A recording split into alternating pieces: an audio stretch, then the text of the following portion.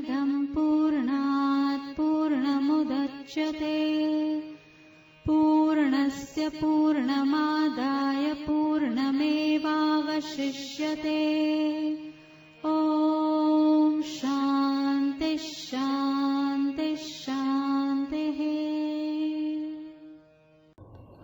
ॐ भद्रं कर्णेभिः शृणुयाम देवाः भद्रं पश्येमाक्षवीर्यजत्राः स्थिरैरङ्गैस्तुष्टुवागुंसस्तनूभिर्व्यसेम देवहितं यदायुः। स्वस्ति न इन्द्रो वृद्धश्रवाः स्वस्ति नः पूषा विश्ववेदाः स्वस्ति नस्तारक्षो अरिष्टनेमिः स्वस्ति नो बृहस्पतिर्दधातु।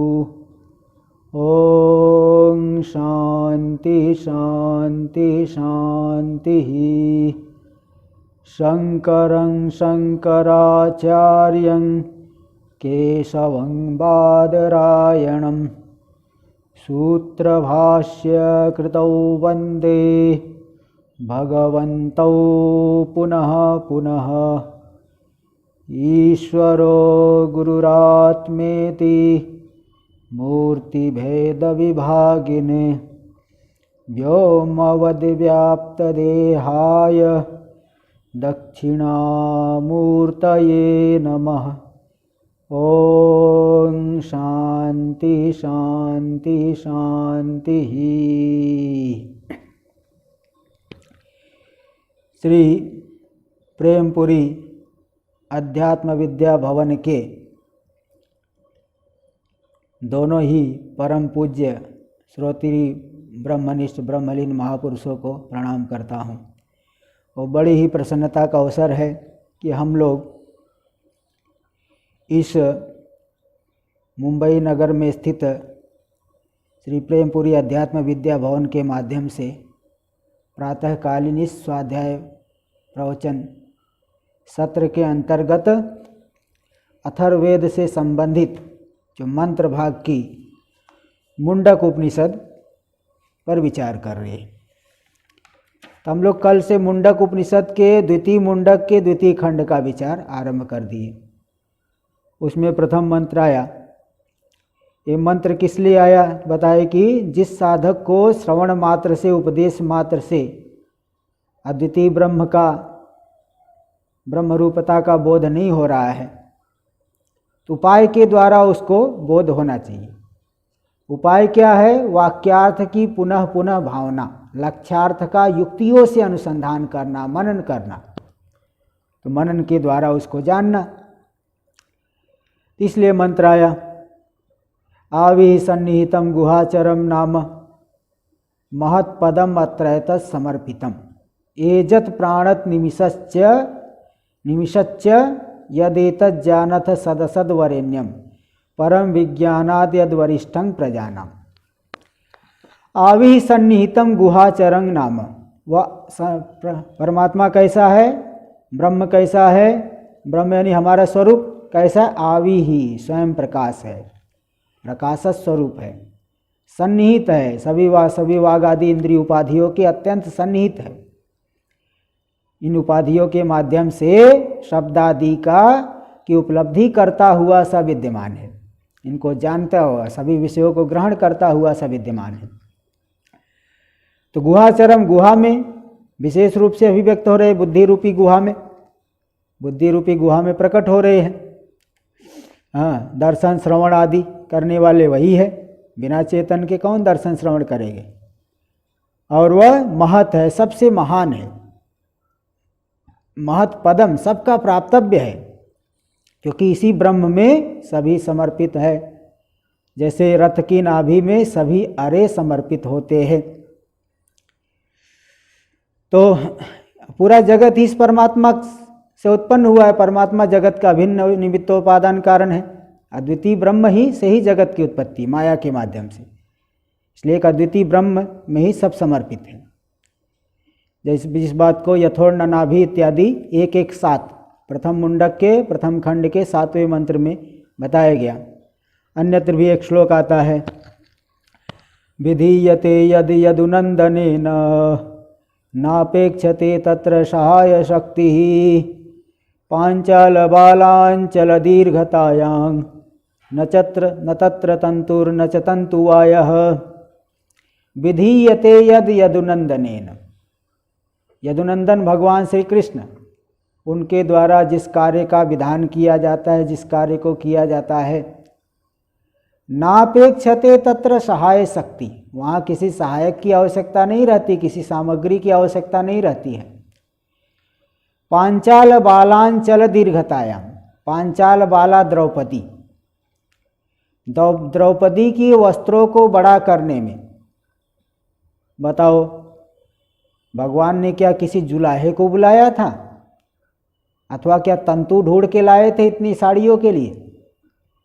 न तत्र तंतुर न च तंतुवाय, न तो वहाँ तंतु की आवश्यकता पड़ी न ही जुलाहे की आवश्यकता पड़ी, तंतुवाय। तो इसी प्रकार चैतन्य का विवर्त पूरा का पूरा जगत है। जैसे रस्सी में ही, एक ही रस्सी में किसी को सर्प दिखाई पड़ सकता है, किसी को भूत छिद्र, किसी को जलधारा, इसी प्रकार चैतन्य में पूरा का पूरा जगत दिख रहा है। जीव सृष्टि, ईश्वर सृष्टि, ईश्वर सृष्टि, ईश्वर सृष्टि तो पांच भौतिक सृष्टि है, समान रूप है, और जीव सृष्टि में भेद मालूम पड़ता है। सबकी वासनाएं अलग अलग है, सबका भोग्यत्वाकार अलग अलग है, इसलिए भेद मालूम पड़ जाता है। तो सभी का सभी जगत परमात्मा से उत्पन्न हुआ है, परमात्मा में स्थित है, परमात्मा में जाके लीन हो जाता है, इसलिए परमात्मा में ही समर्पित है। कौन कौन जगत? तो बताए कि एजत प्राणत निमिषश्च, एजत चलन क्रिया करने वाला पक्षी आदि, प्राणापान क्रिया करने वाले मनुष्य पशु आदि, निमेषण क्रिया करने वाला आँख बंद करने वाले जो प्राणी है, मनुष्य, अन्य देवता, ऐसिच्छा शब्द से निमेषण कर क्रिया जो नहीं करते, देवता आदि, सब के सब इसी ब्रह्म में समर्पित है। तेतद, इसी में सबको आश्रित जानो हे शिष्य लोग, है ना, इसलिए यह तेतद जानत, इसी को जानो, इसी में सब आश्रित है, ऐसा जानो हे शिष्य लोग। और वह सद असद, तो यहाँ तक हुआ था, सद असद स्वरूप है। आखिरी 4 पंक्ति भाष्य की रह गई है, देख लीजिए। हे शिष्या अवगच्छत एतद यदास्पदम सर्वम जानथ, ये तो जो पूरा जगत है, जिसमें आश्रित है पूरा का जो पूरा जगत, उसको जानो। तद आत्मभूतं भवताम, वही तुम्हारा स्वरूप भूत है, तुम्हारा स्वरूप है। सद असत स्वरूपम, सद असत स्वरूप वही है। तो सत से लेना मूर्त, असत से लेना अमूर्त। मूर्त से लेते पृथ्वी जल तेज को, जिसमें रूपादि होते हैं, और अमूर्त से लेते वायु आकाश, जिसमें रूपादि नहीं है। तो अथवा स्थूल और सूक्ष्म, मूर्त हो गया स्थूल और अमूर्त हो गया सूक्ष्म। देखो यहाँ दे है, सद असतोर मूर्ता मूर्तयो स्थूल सूक्ष्मयोस तद व्यतिरेकेण अभावात। जो सद और असत है, यानी जो मूर्त और अमूर्त है, सद यानी मूर्त, असत यानी अमूर्त, यानी मूर्त यानी स्थूल, अमूर्त यानी सूक्ष्म, ये सभी के सभी जो है उस परमात्मा से अतिरिक्त नहीं है, इसलिए वह सब सर्वात्मक है। सद असद रूप भी वही है। वरेण्यम वरणीयम, वही वरणीय है, वही जो है वर्ण करने योग्य है, उसी का वर्ण करना चाहिए। वर्ण जरूरी होता है भाई, जब साधना कर रहे हो तो लक्ष्य का निर्धारण होना जरूरी है। इसलिए एक महापुरुष बताया करते थे, अगर आपका लक्ष्य निर्धारित नहीं है तो आप किस बात के साधक हैं। जैसे कोई व्यक्ति कहीं जाना है तो उसका गंतव्य निर्धारित होता है कि मुझे कहाँ जाना है। अगर गंतव्य नहीं निर्धारित नहीं होगा तो गमन क्रिया कैसे करेगा, जाएगा कहाँ? तो बिना गंतव्य के निर्धारण के गमन क्रिया नहीं होती। ऐसे ही अगर आपका लक्ष्य निर्धारित नहीं है तो आप साधक नहीं है। इसलिए साधक का लक्ष्य निर्धारित होना चाहिए। तो ये देखिए वरेण्यम, वरणीयम, वही सभी प्राणियों के लिए वरणीय है, वरण करने योग्य है। उसी की प्रार्थना करनी चाहिए, उसी को प्राप्त करने का संकल्प करना चाहिए। प्रयत्न और जिज्ञासा मनुष्य को सदा तत्व की ओर रखना चाहिए। सदा तत्व को जानने का प्रयत्न करे, तत्व को जानने की जिज्ञासा करे, की इच्छा करे, तत्व की जिज्ञासा करे। तो वही वर्णीय है, तदेव ही सर्वस्य, वही सबका वर्णीय है। क्यों? नित्यत्वात् प्रार्थनीयम, वही नित्य होने से वही सबके लिए प्रार्थनीय है।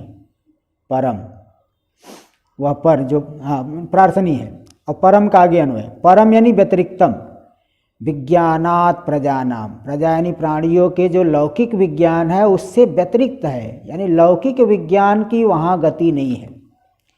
इति व्यवहितेन संबंध। देखिए मंत्र में परम विज्ञानाद यद वरिष्ठम प्रजानाम, तो प्रजानाम थोड़ा अंत में आया तो उसका अन्वय इधर कर देना, प्रजानाम विज्ञानात् परम, तो व्यवहित रूप से इस तरह से संबंध हो गया, व्यवधान करके संबंध हुआ।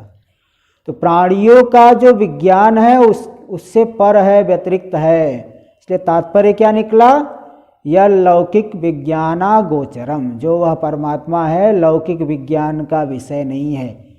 आँख से, कान से, नाक से, इंद्रियों के द्वारा हम नहीं जान सकते। कोई भी विद्या पढ़ लीजिए, ब्रह्म विद्या से अतिरिक्त किसी भी विद्या से उस परमात्मा की प्राप्ति नहीं हो सकती। यहाँ तक कि ऋग्वेद यजुर्वेद को भी अक्षर राशि कह दिया गया।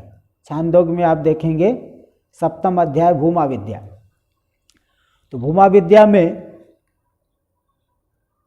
वो बताए कि सनत कुमार जी के पास नारद जी गए। नारद जी जो है शोक से पीड़ित है, 3 प्रकार के तापों से पीड़ित है। ये तो संसार का कोई भी प्राणी पीड़ित है, तो उनको जो है इनसे त्रास उत्पन्न हुआ, 3 प्रकार के तापों से त्रस्त हो करके तो ब्रह्म विद्या के आचार्य सनत कुमार जी के पास पहुँचे। जा करके उनसे बोले, अधि भगवो ब्रह्मेति, हे भगवान मुझे ब्रह्म का उपदेश करिए। तो अब उपनिषद में तो संक्षेप में आया है, और उनके जो आपस में चर्चा हुई है थोड़ा पंचदशी में इसको बताए हैं कि सनत कुमार जी ने उनसे पूछा कि भाई अभी तक आपने क्या क्या अध्ययन किया है, जिससे कि मैं आपको आगे बताऊं क्या क्या आपने अध्ययन किया है। तो नारद जी ने बताया, पंचदशी में श्लोक आया, वेदाभ्यासात् पुरताप त्रय मात्रेण शोकिता पश्चात्भ्यास विस्मार भंग गर्भश्च शोकिता। वह नारद जी बता रहे कि हे भगवान, जब तक मैंने वेद का अभ्यास नहीं किया था तब तक 3 ही ताप थे, आध्यात्मिक, आधि भौतिक और आधि दैविक। कभी कभी शरीर में जो है बीमारी हो जाती थी, शरीर के ताप से पीड़ित रहता था। आध्यात्मिक ताप जो है 2 प्रकार के, आधि और व्याधि। वात पित्त कफ 3 दोषों की विषमता से, 3 धातुओं की विषमता से शरीर में जो नाना प्रकार के रोग होते हैं उन्हें आधि कहते हैं, उन्हें व्याधि कहते हैं। और आधि का मतलब है मानसिक संताप, काम, क्रोध, लोभ, इनसे जब हमारा मन पीड़ित होता है, बहुत दुख का अनुभव करता है जीव। तो आधि और व्याधि दोनों को मिलाकर के आध्यात्मिक ताप कहा जाता है। तो नारद जी बोले कि देखिए, मैं वेद के अभ्यास से पहले आध्यात्मिक ताप से भी संत्रस्त था। आदि भौतिक भूतों से कभी मच्छर काट लिया, जंगली जानवरों का डर, कीड़े काट लिए, इनसे भी पीड़ित रहता था। और आधि दैविक जो है अतिवृष्टि, अनावृष्टि, तो ओलापात, इन सभी तापों, इन तापों से भी त्रस्त था। तो अब क्या हुआ? वेद का अभ्यास करने के बाद क्या हुआ? पश्चात अभ्यास विस्मार भंग गर्भश्च शोकिता। वेद अभ्यास करने के बाद वेद पहले वाले 3 ताप तो है ही, कुछ 4 और नए जुड़ गए। अभी वेद पढ़ने के बाद इसका बारंबार अभ्यास करना पड़ता है। हम लोग ही जैसे जब तक शास्त्र नहीं पढ़े थे तब तक खाओ पियो सो यही दिनचर्या थी। थोड़ा बहुत कुछ भजन कर लिए, बाकी खाए पिए सोए। लेकिन अब अध्ययन के बाद इसका अभ्यास जो है बहुत जो है अभ्यास थोड़ा सा मस्तिष्क में, दिमाग में, हृदय में उतारने के लिए अभ्यास तो करना ही पड़ता है। तो अभ्यास करना पड़ता है। ये दुख बढ़ गया, विस्मार, बहुत अभ्यास करने पर भी बहुत चीज़ें भूल जाती है, उससे भी दुख होता है। भंग, कहीं शास्त्रार्थ हो गया, हम पराजित हो गए, कितना महान दुख होता है। और गर्व, अभिमान हो गया कि देखो मैं शास्त्र ज्ञानी हूँ, इनसे दुखी हो रहा हूँ। तो वेद के अभ्यास से पहले 3 ताप से दुखी था, वेद के अभ्यास के बाद और 4 ताप जुड़ गए। मतलब 3 ताप तो है ही, 4 और समस्याएं, छोटी छोटी अवान्तर समस्याएं जुड़ गई। अभ्यास, विस्मार, भंग, गर्व। तो कुल मिलाकर के देखिए, ये जो हम लोग शास्त्र अध्ययन करते हैं, जब तक हम लोग आत्माभिमुख नहीं होंगे, तत्पर होकर के अगर ये विचार नहीं करेंगे, तब तक इस विज्ञान से अधिक लाभ नहीं मिलेगा।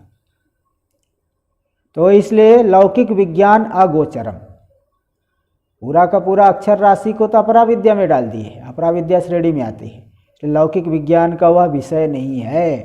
प्रजाओं का जो लौकिक विज्ञान उससे परे है, बहुत दूर है इत्यर्थ। यद वरिष्ठम वरतमम, जो वरिष्ठ है, वरतम है, सबसे श्रेष्ठ है, उससे श्रेष्ठ कोई नहीं। सर्व पदार्थेषु वरेषु, सभी पदार्थ जो उत्तम उत्तम पदार्थ है उनमें भी यह श्रेष्ठ है। जैसे गीता में ही भगवान ने विभूति अध्याय में बताया, नदियों में गंगा हो, ऋषियों में व्यास हूँ, कवियों में उष्णा कवि हूँ। तो सभी वर है, संसारों पदार्थों में सभी में वर कोई न कोई श्रेष्ठ मिलेगा, लेकिन सब में कोई न कोई दोष ढूंढ लेते हैं लोग। तो सभी वर पदार्थों में भी ब्रह्म सबसे वरिष्ठ, सबसे अतिशयन श्रेष्ठ है, क्योंकि वह निर्विशेष है। निर्विशेष में कोई दोष नहीं, कोई गुण नहीं, है ना। जैसे देखिए, शरीर में चाहे कितनी व्यवस्था बदली हो, आप स्वयं अनुभव कर सकते हो, लेकिन हमारे स्वरूप में कोई क्या अंतर आया? जो मैं बाल्यावस्था में वही अब भी हूँ, युवावस्था में जो युवावस्था में वही वृद्धावस्था में। तो स्वरूप में क्या अंतर आया? तो ब्रह्म तो हमारे स्वरूप, उसमें जो है वह कोई परिवर्तन नहीं।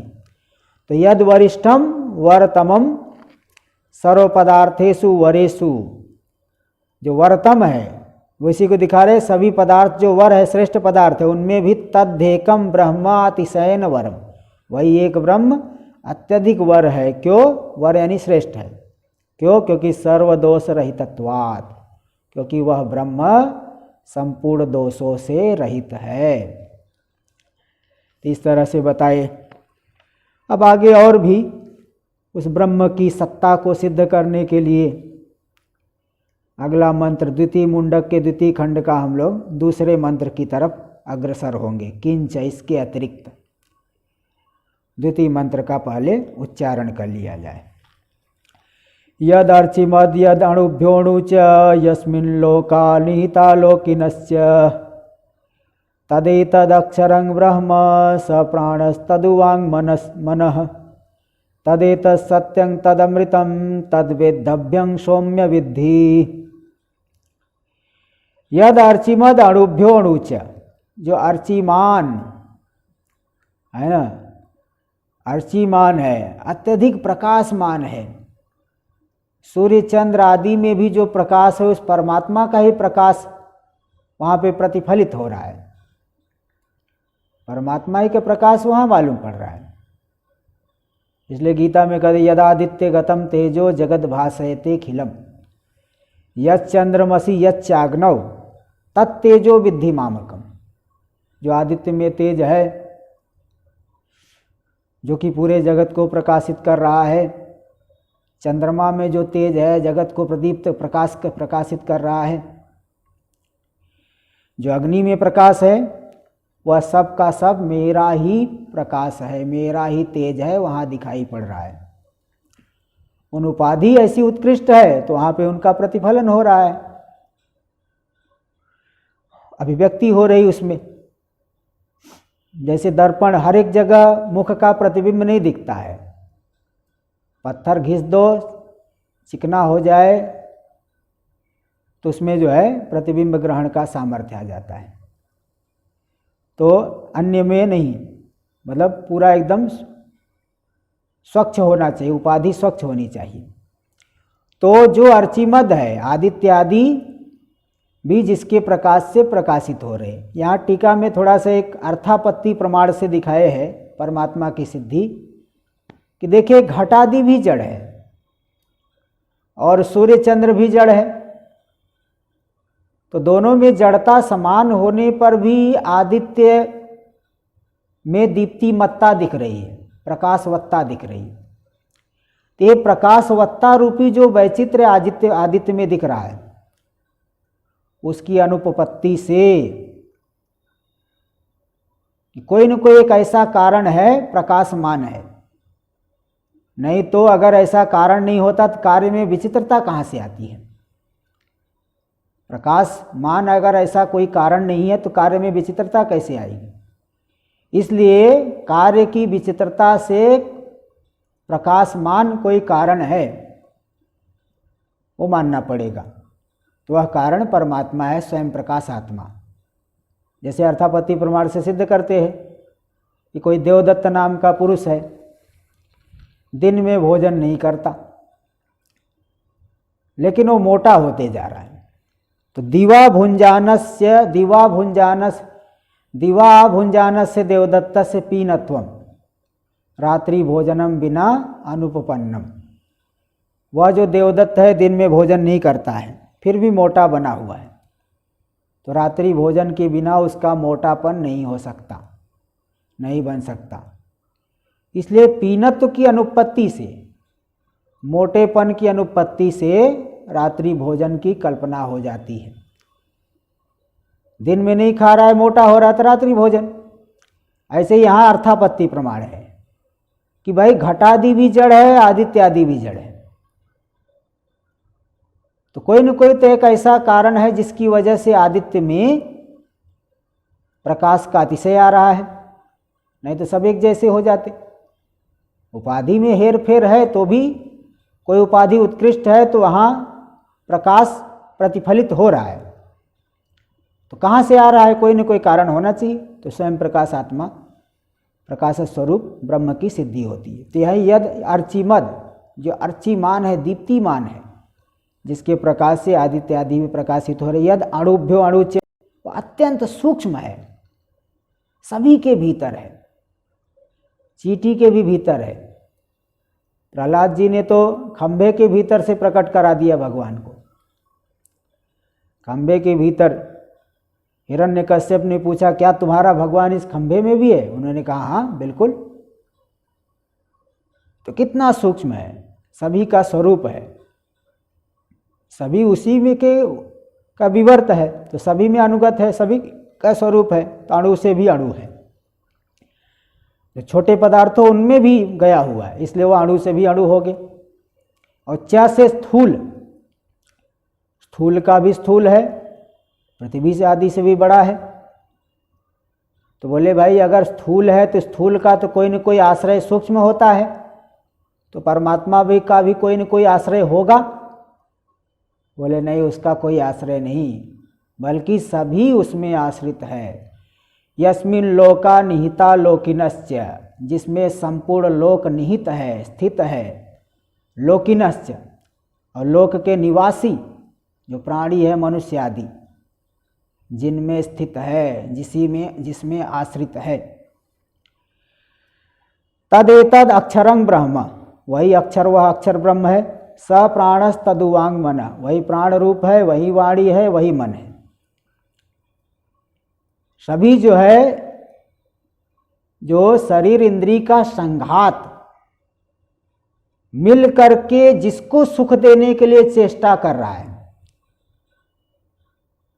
जिसका भोग का साधन बन रहा है, वही वह आत्मा है। तदेतक अक्षरम ब्रह्म, वही अक्षर ब्रह्म है, वही प्राण मन वाणी मन उपाधि वाला है। इन उपाधियों के द्वारा उसी का भोग हो रहा है। इन उपाधियों के माध्यम से कर्ता भोग, देखने वाला सुनने वाला, ये सब बना हुआ है। तदेत सत्यम, ऐसा वह जो ब्रह्म है वह सत्य है, त्रिकाला बाध्य है, सदा एक जैसे रहता है। तद अमृतम, अमृत स्वरूप है। तद वेद्धव्यम, सौम्य विधि, हे सौम्य, हे प्रिय शिष्य, तद वेद्धव्यम विधि, उसी को वेद्धव्य जानो। मन के द्वारा उसी का ताड़न करो, उसी को वेद्धव्य जानो। मन का समाधान उसी में करो, उसी में मन को समाहित कर लो, जिससे तुम उसको जान लोगे। तो लक्षणा के द्वारा उसी को जानना चाहिए। लक्षणा के द्वारा वही बोध्य है, क्योंकि वह सभी का अधिष्ठान है, प्राण आदि का अधिष्ठान है। भाष्य के आधार पर थोड़ा हम लोग विचार करेंगे। किंच यद अर्चिमद, यानी दीप्तिमत, जो दीप्तिमान है, प्रकाशमान है। क्योंकि तद दीप्त्या आदित्यादि दीप्यते इति दीप्तिमत, उसी की दीप्ति से आदित्यादि ही भी प्रकाशित हो रहे हैं। ऐसा वह दीप्तिमान है। अगर ऐसा स्वयं प्रकाश नहीं होता, दीप्तिमत नहीं होता, तो आदित्यादि में कहाँ से आए? वो भी जड़ है, घटादि भी जड़ है, इसलिए वह दीप्तिमान है, ब्रह्म परमात्मा दीप्तिमत।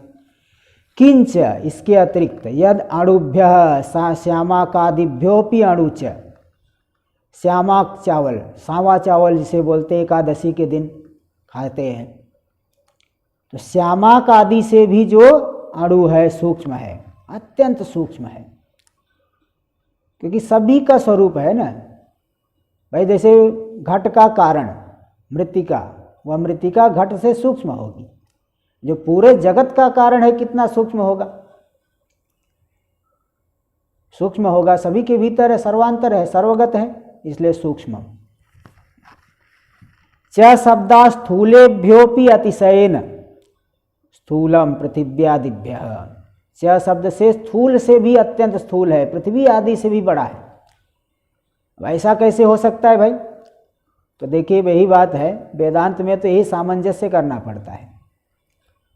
दो विपरीत बातों का सामंजस्य करना आपको आ गया तो समझ लो आप वेदांत समझ लोगे। दो विपरीत बातों का सामंजस्य नहीं कर पा रहे हो तो वेदांत का गूढ़ रहस्य आपकी बुद्धि में नहीं उतर पाएगा।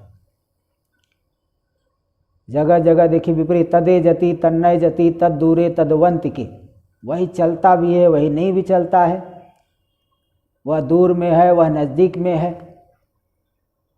अब कैसे लोगे भाई? उपाधि के लेकर के चलता हुआ सा मालूम पड़ता है, मन के साथ जुड़ करके ऐसा लग रहा है मन आपका वाराणसी पहुंच गया, हम वाराणसी पहुंच गए, शरीर चल रहा है तो मैं चल रहा हूँ, उपाधि को लेकर के चलता हुआ सा मालूम पड़ रहा है, और वास्तव में देखो व्यापक है। गहरी निद्रा में चले गए, देखो व्याप्त हो गया, कोई परिच्छिन्नता नहीं।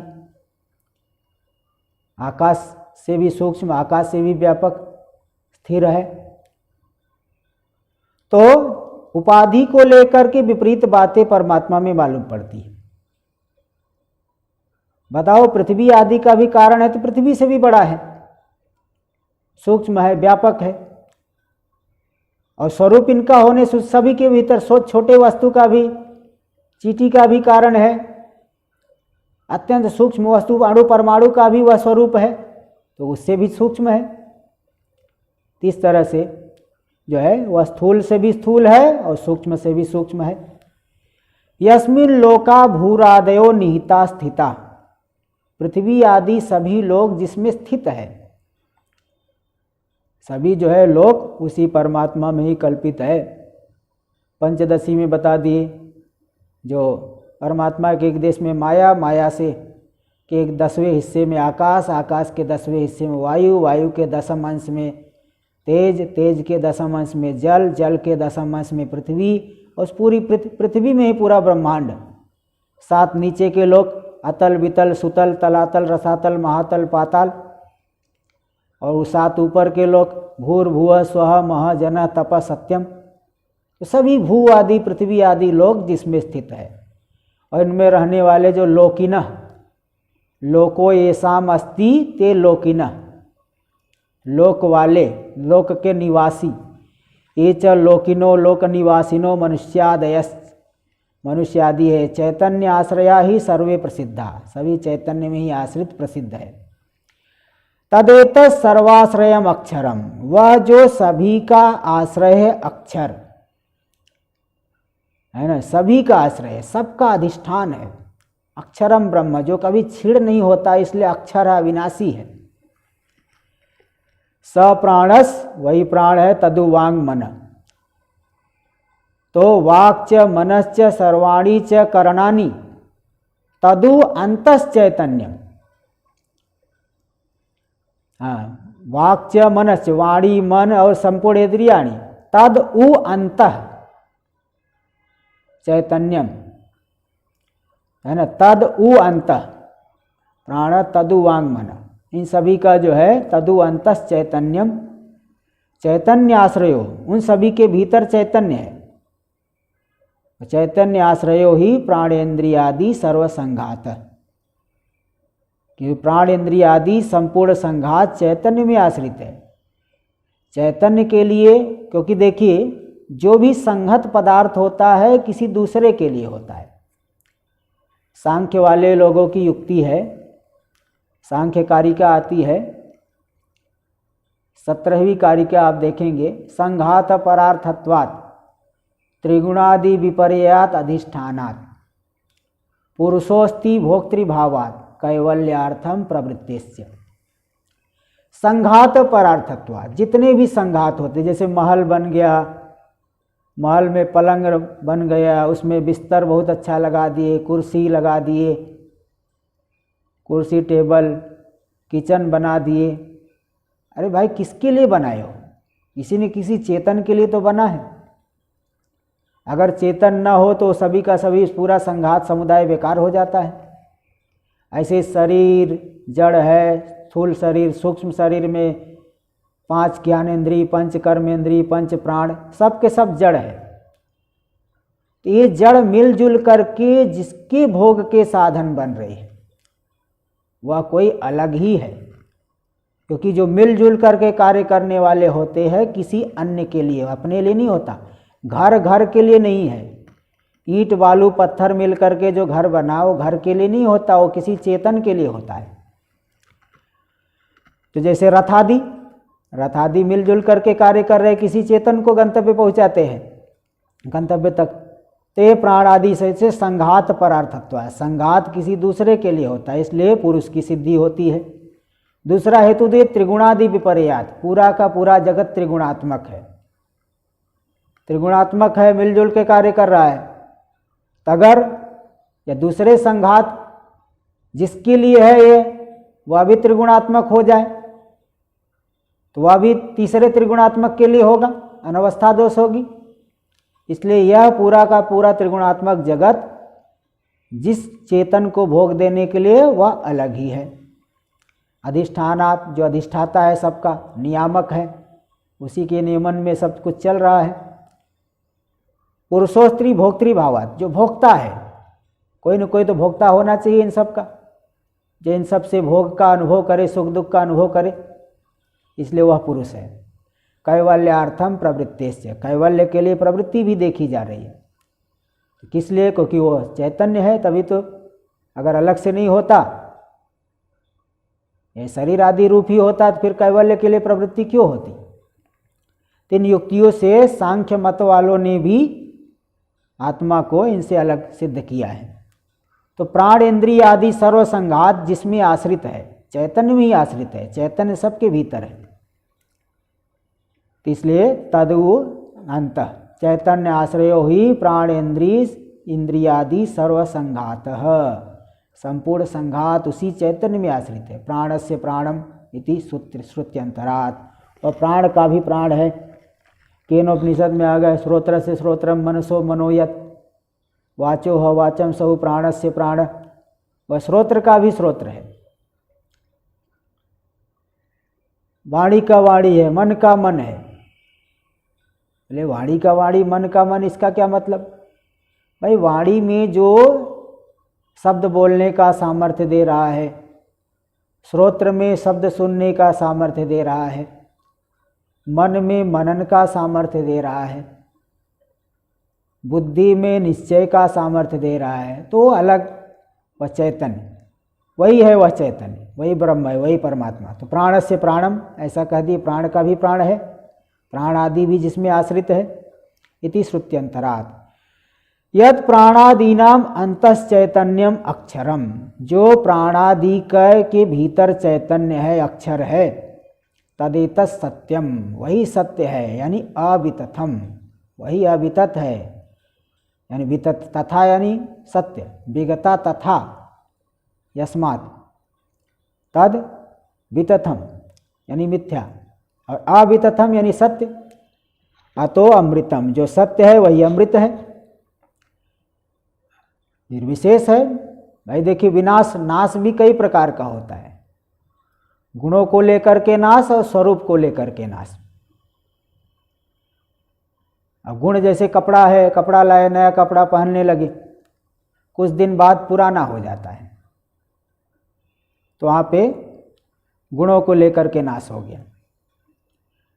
स्वरूपता नाश हो जाना, उसका कपड़ा का रंग उतर गया, स्वरूपता नाश हो जाना, स्वरूपता ही नष्ट हो गया, कोई वस्तु, कपड़े को जला दिए। तो कोई तो और धन आदि के नाश से भी नाश, देवदत्त मर गया, बोले क्यों? क्योंकि उसकी सब संपत्ति लुट गई। लेकिन यह परमात्मा निर्विशेष है, इसलिए इसका गुणतः ना गुण को लेकर के नाश और स्वरूपतः नाश भी नहीं हो सकता, क्योंकि निर्विशेष है। इसलिए यह सत्य है, अवितथम, अतो अमृतम, अविनाशी, अमृत स्वरूप है, अविनाशी है। तद वेद्धव्यम मनसा ताड़यितव्यम, उसी को जानना चाहिए, मन के द्वारा उसी का विचार करना चाहिए। तस्मिन् मनः समाधानम कर्तव्यम, उसी में मन का समाधान करना चाहिए। मन को समाहित करो, मन को समाहित करेंगे तो हम उसको जो है लक्षणावृत्ति से जान लेंगे कि जो प्राणादि का अधिष्ठान है, प्राणादि जिसकी सन्निधि में अपने अपने कार्य कर रहे हैं। इसलिए कठोपनिषद में भी आ गया, ना प्राणेन ना पानेन मर्त्यो जीवति कश्चन, इतरेण तु जीवन्ति यस्मिन् नेता उपाश्रितौ। जो व्यक्ति सोचता है कि प्राण चल रहा है इसलिए मैं जीवित हूँ, अपान चल रहा है इसलिए मैं जीवित हूँ, तो वहाँ बताए नहीं, प्राण अपान तो जड़ है, तो न तो प्राण के द्वारा यह जीवित है, न अपान के द्वारा, बल्कि अन्य से ही जीवित है। तो ना प्राणेन ना पानेन मर्त्यो जीवति कश्चन, इतरेण तु जीवन्ति यस्मिन् नेता उपाश्रितौ। जिनमें प्राण अपान दोनों आश्रित है, उस इतर के द्वारा ही, क्योंकि प्राण अपान तो जड़ है, अगर इनके द्वारा ही जीवित होते तो मुर्दे के शरीर में भी पंप से हवा भर दो, जीवित हो जाए। तो आप बताया नहीं, चाहे कितनी भी मुर्दे के शरीर में पंप से हवा डालिए, वो जीवित नहीं होगा। तो जो शरीर के भीतर रह करके प्राण अपान आदि की वृत्ति को संचालित कर रहा है,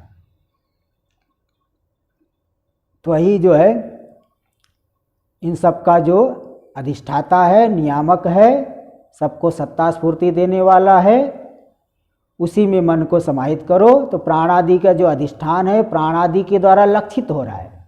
जैसे रथ की गति से कोई न कोई रथ का सारथी लक्षित हो रहा है, रथ की गति को देख करके।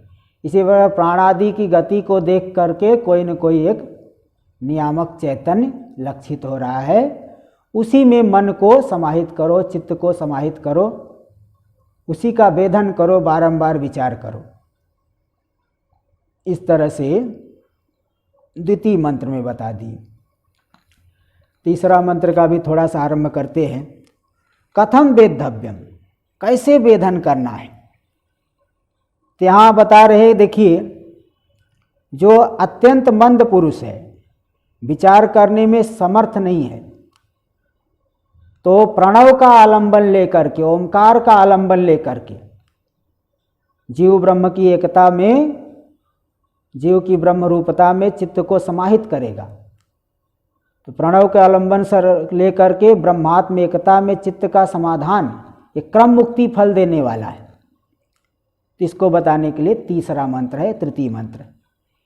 पहले मंत्र हम लोग देखें, कथम वेद्धव्यम इति उच्यते, कैसे वेधन करना है, कैसे चित्त को समाहित करना है, कैसे विचार करना है। तो चित्त का समाधान यहाँ पे, जो कि क्रम मुक्ति रूपी फल देने वाला है, इसको तृतीय मंत्र में दिखा रहे हैं। धनुर्गृहीत्वा उपनिषदं महास्त्रं शरं युपासा निशितं संधयित आयम्य तद्भावगतेन चेतसा लक्ष्यं तदेवाक्षरं सौम्य विद्धि। औपनिषदम महास्त्रम धनुर्गृहीत्वा, उपनिषद में बताए गए जो महान अस्त्र रूपी धनु को लेकर के, बहुत बड़े धनुष है। कौन सा धनुष? प्रणव रूपी धनुष, ओंकार रूपी धनुष। उस धनुष को हाथ में लेकर के, और उसमें धनुष, केवल धनुष, बहुत बड़ी धनुष लेके रखने से कुछ नहीं होता जब तक बाण न हो। तो बाण क्या है यहाँ पे?